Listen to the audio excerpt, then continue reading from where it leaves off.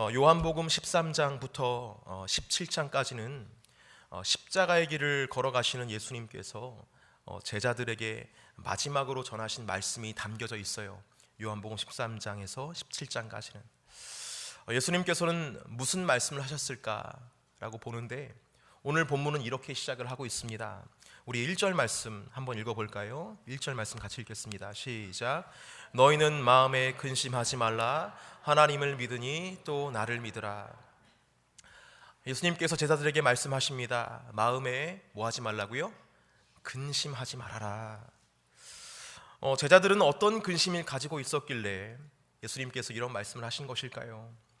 예수님께서는 하나님과 예수님에 대한 믿음을 가지라고 독려를 하시면서 근심하지 말라고 말씀하시는데, 제자들은 과연 어떤 근심을 가지고 있었길래 예수님께서 이렇게 근심하지 말라고 말씀하시는 것일까요? 오늘 본문 앞에 예수님께서 하신 말씀들을 우리가 살펴보면 제자들이 근심을 가질 수밖에 없었겠다라고 우리는 인정할 수밖에 없습니다. 이렇게 보면요, 다른 것을 말씀하신 게 아니라 아주 충격적인 말을 합니다. 너희들이 나를 뭐 할 것이다? 배반할 것이다 라고 말씀을 하세요. 가룟 유다를 포함해서 예수님을 가장 열정적으로 따르는 수제자 베드로도 예수님을 나를 배반할 것이다, 예수님을 나를 모른다고 부인하게 될 것이다 라고 말씀을 하세요. 그리고 나서 너희는 마음에 근심하지 말라고 말씀하시는 거예요. 여러분, 예수님이 누구십니까? 예수님은 하나님의 독생자로서 하나님께서 알려주신 말씀만 하시는, 다시 말해 진리만을 말씀하시는 전능하신 하나님이십니다. 제자들은 그분에 대해서 너무나 잘 알고 있었어요. 그런데 그 진리만을 말씀하시는 하나님의 독생자께서 지금 뭐라고 말씀하시는 거예요? 너희들이 나를 배반할 것이다 라고 지금 말씀하시고 있는 거예요. 여러분, 이 말을 듣고 근심하지 않을 수 있었겠습니까? 근심할 수밖에 없죠. 그들은 자신의 그 예수님을 향한 그 자신의 마음에 대해서 어느 정도 자신할 수 있었습니다. 다른 사람은 몰라도 나는 절대로 예수님 배반하지 않을 겁니다. 오히려 같이 죽을 겁니다. 나하고 예수님하고 함께한 시간이 얼마인데, 이러면서 자신할 수 있었지만 한편으로는 그 말씀을 하신 분이 다름 아닌 예수님이시잖아요. 나보다 나를 더 잘 아시는 예수님께서 나의 지금 영적 상태가 그렇다는데, 지금 제자들은 자신의 영적 상태를 직면하면서 당황해하고 그리고 낙심해 할 수밖에 없었을 것입니다. 이렇게 자신의 믿음, 신앙 상태를 보고 낙심하고 있는 제자들을 바라보면서 여러분, 저는 저 자신을 보게 됐어요. 어떤 순간에는 저 스스로가 그렇게 생각을 하고 있더라고요. 참 잘하고 있다. 성훈아, 참 정목사 잘하고 있어. 그렇게 스스로 평가할 때도 있습니다. 대견한 거예요. 나이도 어린데 내가 막내인데 이제 심기도 목사, 담임 목사님, 심기도 목사님, 이승민 목사님, 그 다음 저예요. 제가 막내예요. 잘하고 있다 이렇게 생각할 때가 있어요. 근데 어떤 순간에는 그렇게 할 때보다, 저 자신에 대해 긍정적인 평가를 할 때보다 어떤 상황 속에서는 무너질 때가 더 많습니다. 그렇게 생각하는 거예요. 이것밖에 안 됐나? 그래도 이제 예수님 믿은 지 꽤 된 것 같고 목회한 지 꽤 된 것 같은데, 여러분 그거 아시나요? 그 감리교회는 그 진급이 있습니다. 준회원 이제 그 과정을 마치고 정회원이 되면요, 정일, 정이, 정삼, 정사, 정오, 정육, 정10까지 올라가고 정딱지를 뗀다 그래요. 담임 목사님은 정딱지를 떼셨고요. 저는 꺾였습니다. 정5가 이제 넘어간 그런 시기예요. 이제는 좀 뭔가 알아야 되는 거 아닌가. 그런데 저의 부족한 부분만 계속해서 보게 되면서 저 자신을 스스로 긍정했을 때보다 더 크게 곤두박질 칠 때가 있어요. 저 자신에 대해 무너지고 자괴감에 빠질 때가 있습니다. 오늘 본문의 제자들처럼 저 자신의 신앙의 모습으로 인해서 근심할 때가 있다는 것입니다. 하지만 그런 제자들에게, 그리고 그런 우리들에게 예수님께서 말씀을 하시는 거예요. 너희는 뭐 하지 말라고요? 근심하지 말라. 왜 근심하지 말아야 합니까? 하나님을 믿으니 또 나를 믿으라. 예수님께서 말씀하시는 거예요. 너 자신을 봤을 때 그래, 볼품 없어 보이고 너의 믿음이 연약한 것 같아 보이겠지. 그래서 너 스스로의 모습으로 인해서 너 자신 스스로 근심하고 있겠지. 네가 뭘 할 수 있을지 고민할 것이고 스스로 축복받을 수 없는 존재라고 여기겠지. 그런데 나의 사랑하는 자녀야, 근심하지 말아라. 너 스스로를 믿지 말고 하나님을 믿고 나 예수를 믿어라. 여러분, 근심한다는 것은 우리 스스로 뭔가를 하려고 하기 때문에 근심하는 것입니다. 나 스스로 뭔가를 해야 하는데 그럴 만한 힘이 없을 때, 그런 무력함을 경험할 때 우리는 근심하게 되고 염려하게 되는 거예요. 그런데 주님은 뭘 가지라고 말씀하시는 거예요? 믿음을 가지라고 말씀하십니까? 어떤 믿음입니까? 나는 할 수 없어도 하나님은 하게 하신다라는 그 믿음을 가지라고 말씀하세요. 사랑하는 성도 여러분, 하나님은 우리에게 완전함을 원하시는 분이 아닙니다. 하나님은 우리에게 있는 모습 그대로 나오기를 원하십니다. 그것을 믿음이라고 생각하시는 분이세요. 우리가 믿어야 할 것은 내가 주님 앞에서 완전해야 주님께서 나를 이뻐해 주실 거야 라는 믿음이 아니라, 내가 부족해도, 내가 온전하지 못하도 그럼에도 주님은 나를 사랑하신다라는 그 사실을 믿는 그 믿음을 원하신다라는 것입니다. 근데 여러분, 이 믿음을 갖는 것이 굉장히 어렵습니다. 왜냐하면 우리는 세상에서 그런 방식으로 살지 않거든요. 세상은 우리에게 완전하라고 요구합니다. 모든 기능에서, 모든 관계에서, 모든 인생에서 완전해야 한다고 가르쳐요. 그래야 네가 원하는 것을 얻을 수 있고, 그래야 네가 세상에서 인정받을 수 있다라고 말하죠. 그래서 우리는 어려서부터 100점을 맞기 위해서 달려갑니다. 실수를 고쳐야 하고, 못하는 것은 잘하게 만들어야 하고, 평생 그렇게 올바름이라는 기준에 맞춰서 살아가야 되는 삶, 그것이 우리가 이제까지 살아왔던 삶이에요. 하지만 주님께서는 이렇게 말씀하십니다. 나는 다르다. 나는 괜찮다. 너의 모습에 절망하지 말아라. 내가 너를 고칠 것이다 라고 말씀하신다는 거예요. 여러분, 예수님의 사랑이 어디까지인가요? 우리 2절과 3절 말씀을 같이 한번 읽어보겠습니다. 2절과 3절 말씀 같이 읽겠습니다. 시작. 내 아버지 집에 거할 것이 많도다. 그렇지 않으면 너희에게 일렀으리라. 내가 너희를 위하여 거처를 예비하러 가노니 가서 너희를 위하여 거처를 예비하면 내가 다시 와서 너희를 내게로 영접하여 나 있는 곳에 너희도 있게 하리라. 예수님은 자신을 배반할 그 제자들의 거처를 예비하기 위해 지금 십자가의 길을 걸어가신다고 지금 말씀하시고 있는 거예요. 자신을 배반할 사람들을 위해서 지옥을 예비하러 가신 것이 아니라, 자신을 배반할 이 제자들을 위해서 하나님의 나라, 저 천국을 예비하러 지금 죽으러 간다라고 말씀하시는 것입니다. 성도 여러분, 우리는 십자가를 바라보며 무엇을 생각해야 할까요? 어떤 분은 말씀하시죠. 십자가를 바라보며 내가 죽어야 함을 상기해야 한다. 물론 여러분, 틀린 말이 아닙니다. 하지만 그 전에 우리는 십자가를 바라보며 우리가 아직 죄인 되었을 때에 우리를 위하여 물과 피를 쏟으신 예수 그리스도를 바라봐야 합니다. 우리는 십자가를 바라보며 우리가 아직 죄인 되었을 때에 우리를 위하여 독생자를 버리신 하나님의 사랑을 바라볼 수 있어야 됩니다. 여러분, 우리 가슴에 손을 얹고 이렇게 고백했으면 좋겠습니다. 함께 고백해 보시겠습니다. 나는 온전하지 못해도 주님은 나를 사랑하십니다. 믿으십니까? 내가 실수하더라도 주님은 나를 사랑하십니다. 믿으십니까? 우리 안에 착한 일을 행하신 이가 우리를 완성하십니다. 믿으십니까? 우리의 노력이 완성하는 것이 아니라 우리 안에 착한 일을 시작하신 하나님께서 우리를 완성해 가신다는 거예요.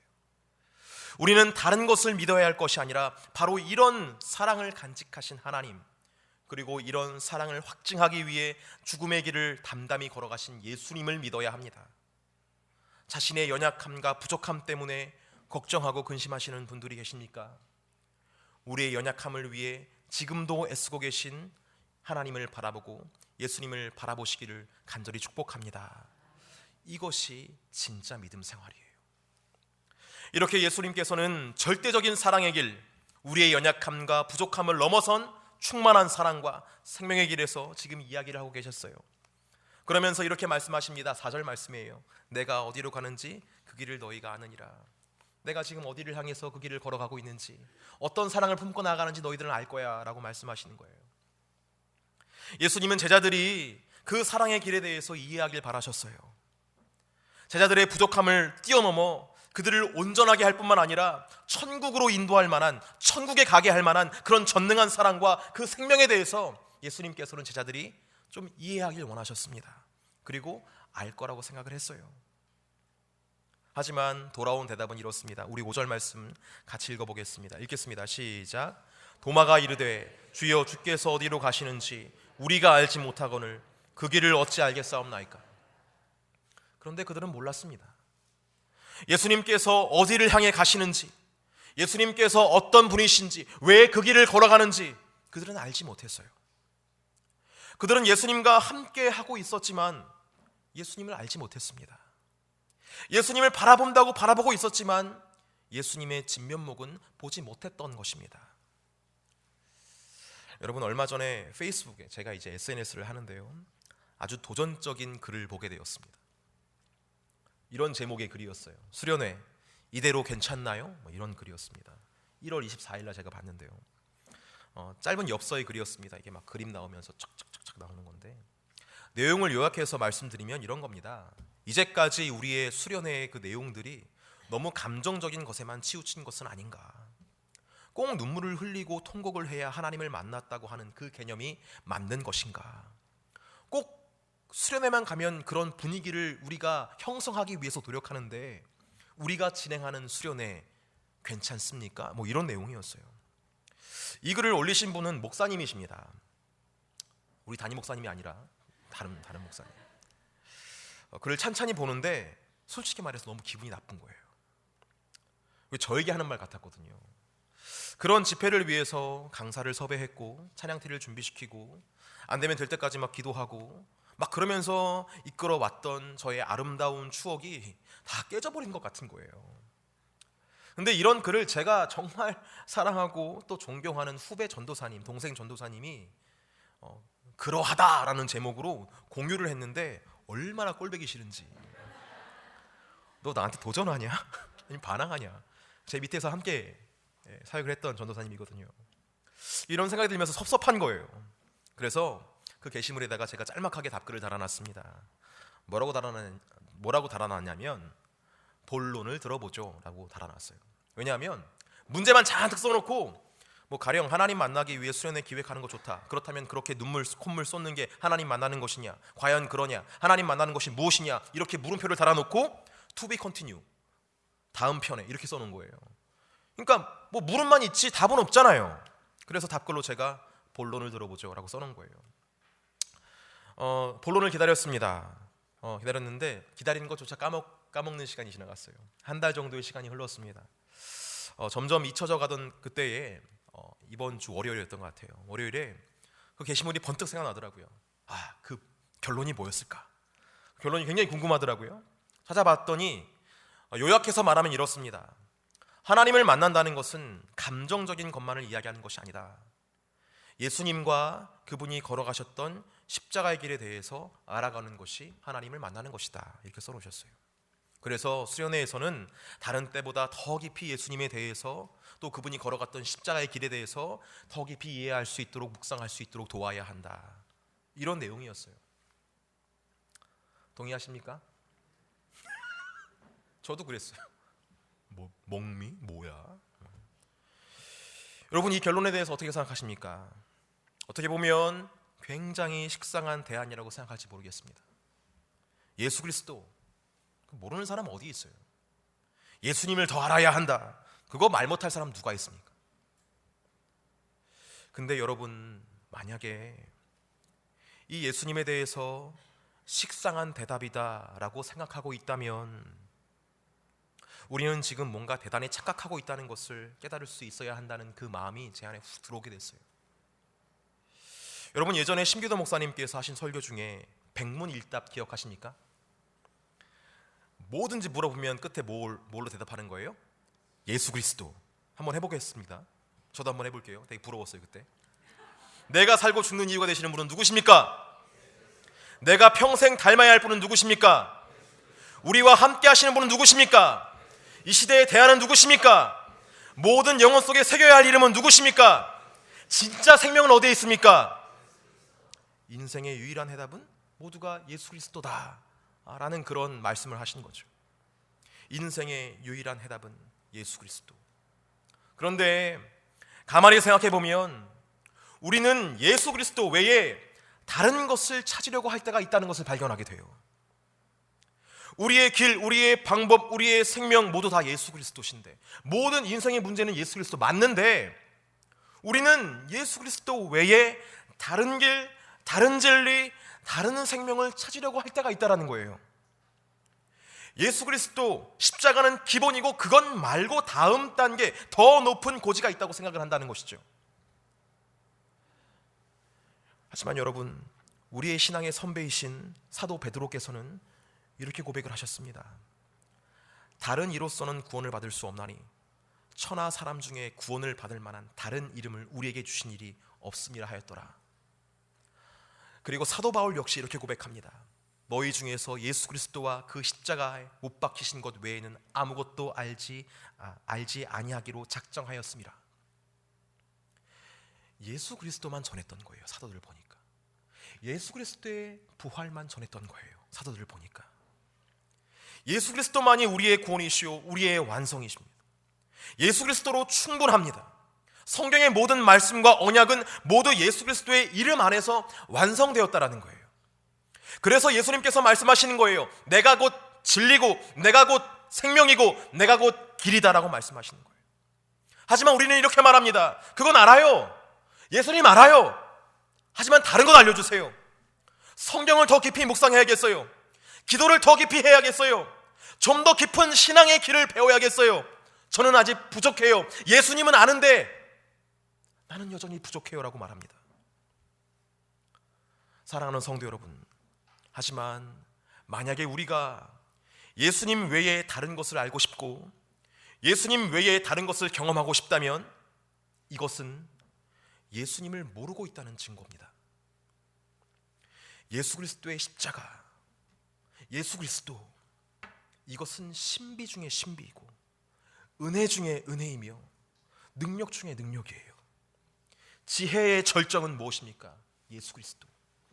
언약의 절정이 무엇입니까? 말씀의 절정이 무엇입니까? 예수 그리스도. 구원의 절정이 무엇입니까? 예수 그리스도예요. 이것은 기본이 아니라 전부입니다. 알파와 오메가가 누구십니까? 예수 그리스도. 오늘 본문에 나오는 도마와 또 다른 제자들처럼 우리도 예수님과 함께 가는 그 길에서 하나님과 예수님에 대해 아직도 모르고 있을 수 있어요. 요한복음 13장에서 17장까지 예수님께서 죽음의 길을 가시기 전 제자들에게 말씀하시는 부분이라고 처음에 말씀드렸습니다. 근데 여러분 아십니까? 요한복음 13장 처음은 이렇게 시작을 하고 있어요. 우리 함께 요한복음 13장 1절을 한번 읽어보시겠습니까?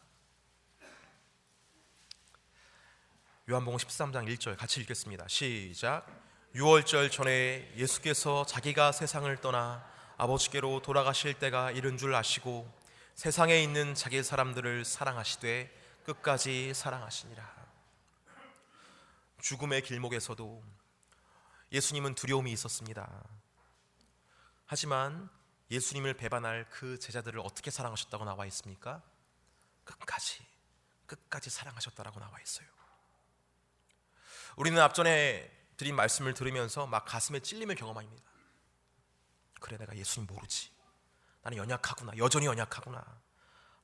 이 연약함을 어떻게 알고. 여전히 그렇잖아요. 근데 여러분, 역시 부족한 나를 발견하는 것은 예수님께서 오늘 말씀을 주신 의도에 한참 벗어난 것입니다. 예수님께서 우리의 부족함을 드러내시면서 하시고자 하는 말씀이 무엇입니까? 결론은 이거예요. 그럼에도 불구하고 우리를 끝까지 사랑하신다는 거예요. 여러분, 우리의